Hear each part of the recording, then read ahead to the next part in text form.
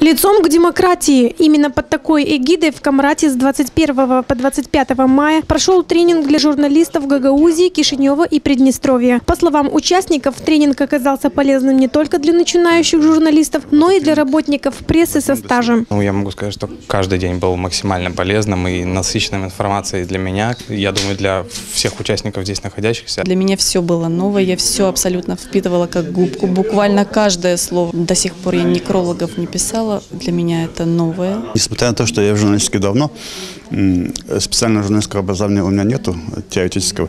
Поэтому я всегда очень охотно участвую в подобных мероприятиях, тренингах, семинарах, чтобы все-таки из уст других практикующих журналистов получить для себя что-то интересное. Очень понравились именно цитаты, которые говорили наши эксперты, вообще участники тренинга. Я их записал, я себе заметку буду делать. Очень понравился день с интервьюированием. Юрий Голигорский, тренер, в прошлом редактор и продюсер, проработал во Всемирной организации BBC Великобритании на протяжении 30 лет. Он считает, что журналистике невозможно научить, но этому можно научиться. Я попытался представить весь арсенал тех средств, которыми пользуются журналисты на Западе.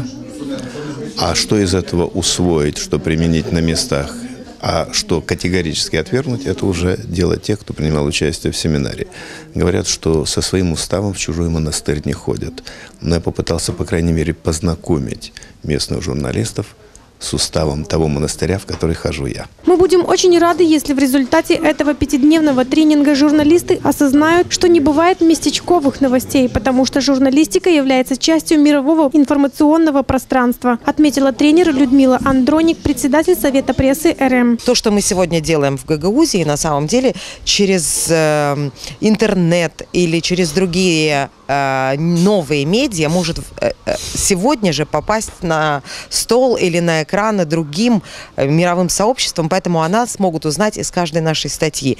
И мы на самом деле, когда пишем о Гагаузии, мы пишем не только для жителей нашего региона, а мы пишем для всего мира. Вот это самое важное, что, наверное, должны понимать журналисты. Это уже 4-й тренинг в рамках проекта «Лицом к демократии». Улучшение профессиональных качеств журналистов, усовершенствование сотрудничества с госструктурами и поддержка свободной прессы в Молдове. Проект реализуется при финансовой поддержке Совета Европы, фонда Конрада Аденауэра, Австрийской политической академии и Комитета по свободе печати.